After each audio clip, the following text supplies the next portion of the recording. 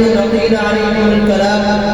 أنادي المساهم الأول محمد منيف باجرقة فليتفضل المتعلم في الصف الرابع حول الموضوع الصحابة كلهم من أهل الجنة.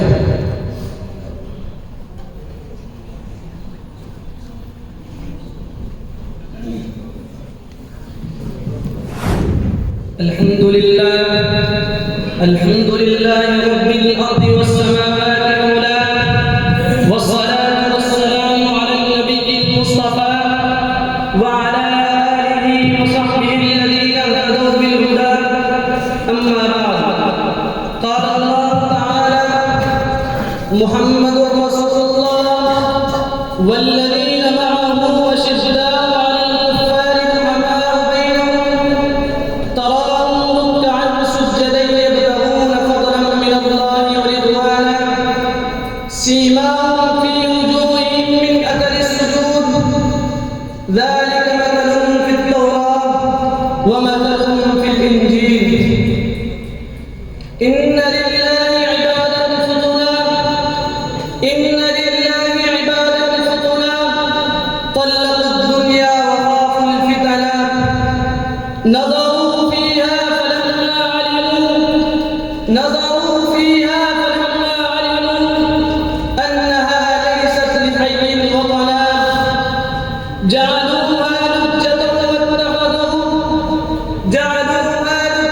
واتخذوا صالح الأعمال فيها سفلا. أيها السادة الكرام، إن الصحابة العظام رأس الأولياء وصفوة الأتقياء وخير عباد الله بعد الأنبياء، جمعوا بين العلم والعمل وبين الجهاد والقتال. شرفهم الله بمشاهدة خاتم الأنبياء وصاحبوه في السراء والضراء، وبذلوا أنفسهم وأموالهم في سبيل الله ورفعوا راية الحق حتى صاروا أفضل القرون وخير الأمم بشهادة الكتاب وترجمان السنة. هم الذين أقاموا أعمدة الإسلام، وهم الذين شادوا قصور الإيمان، وهم الذين قطعوا حبائل الشرك، وهم الذين رفعوا لواء العدل في أطراف المعمورة.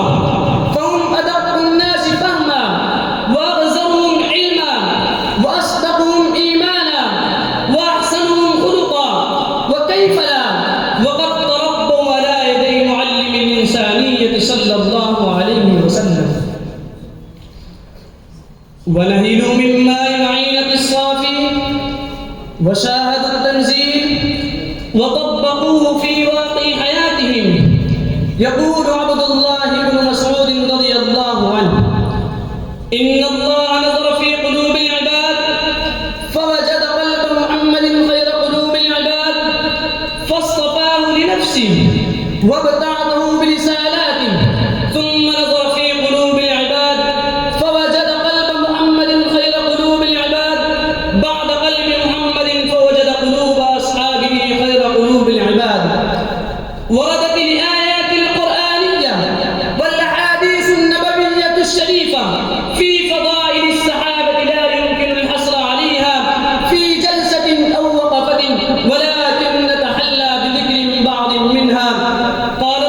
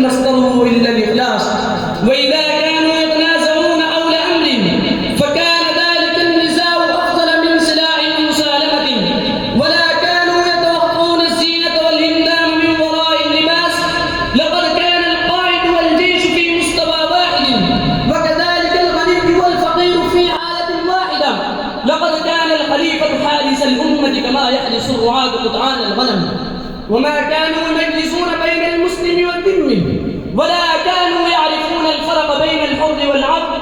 كانوا يراعون الاقتصاد في مكان الاقتصاد والسخاء في محل السخاء، ويتمسكون بمبدأ الاتزان في الحب والعداوة، فكانوا يحبون بدون جزاء ولا يبغضون في غير علة، فمن خضع للحق خضعوا له ومن أعرض عن الحق أعرضوا عنه. يا إخواني، سعدوا بتربية الرسول وصحبته صلى الله عليه وسلم، فتحلت حياتهم بالصفات الربانية، ولقد صور القرآن هذه التربية النبوية الفظة، وهذا التأثير الجذري العميق أحسن تسليل وأروى بيان. فكان كل فرد من الصحابة الكرام نموذج جافر بيد التربية النبوية ومفخرة للبشرية. يقول العلامة أبو الحسن علي الحسني الندوي عن هذا النموذج الإنساني: إن إيمانهم الراسخ وعلمهم الأمير وقلبهم الصادق وحياتهم السالمة وتواضعهم وخشيتهم وعفتهم وطهرهم وعطفهم ورافتهم وشجاعتهم وجلادتهم وتذوقهم للعباد وحجتهم إلى الشهادة وفروسيتهم بالنهار وقيامهم بالليل وتحررهم من سلطان الثروة والقناطير المقنطرة من الذهب والفضة وزهدهم في زخارف الدنيا وعدلهم وحسن تدبيرهم، كل ذلك مما لا يوجد له نذير في الدنيا. ومن مآثر النبوة أنها صنعت رجال كانوا أفضالا من نوعهم في التاريخ، حملوا أمانة الإسلام وساعوا بها قطار الأرض فنشروها، وحملوا أمانة الخلافة والجهاد وحقوق الإنسان، ونقلوا الأمم من حديد الشرك والظلم إلى سماء التوحيد والعدل.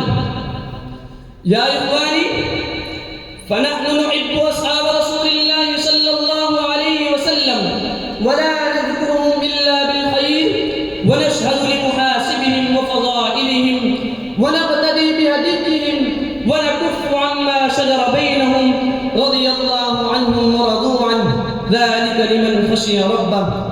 اكتفي بهذه الكلمات. بعد هذا الطالب